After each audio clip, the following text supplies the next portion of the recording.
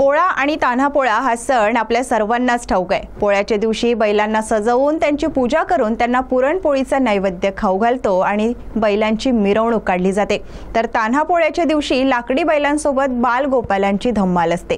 पण तुम्ही कधी गाढवांचा पोळा पाहिलाय का? होय, गाढवांचाही पोळा असतो। हे ऐकून आश्चर्य वाटलं असेल ना? पण हे खरं आहे। बैलांप्रमाणे गाढवांनाही सजवून त्यांचाही पोळा साजरा केला जातो।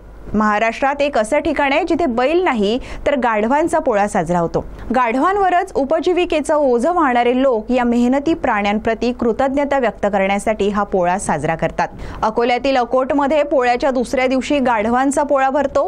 गेल्या 57 वर्षांपासून कुंभार व भोई समाज ही आगळी वेगळी परंपरा जोपासत असून यंदाही रामटेकपुरा गावात गाढवांचा पोळा मोठ्या उत्साहात पार पडला। रंगीत कागद, कपडे, फुलं, हारांनी सजवलेली गाढवं पाहण्यासाठी नागरिकांची मोठी गर्दी उसळली होती। बैलांच्या पोळ्यात जसा साज शृंगार केला जातो तसाच साज या मेहनती गाढवांनाही चढवण्यात आला होता। अकोट शहरातील जवळपास 200 कुटुंबांचा उदरनिर्वाह या गाढवांवर चालतो। वर्षभर माती, दगड, वाळू आणि लाकूड वाहून नेण्याचं काम ही गाढवं करतात।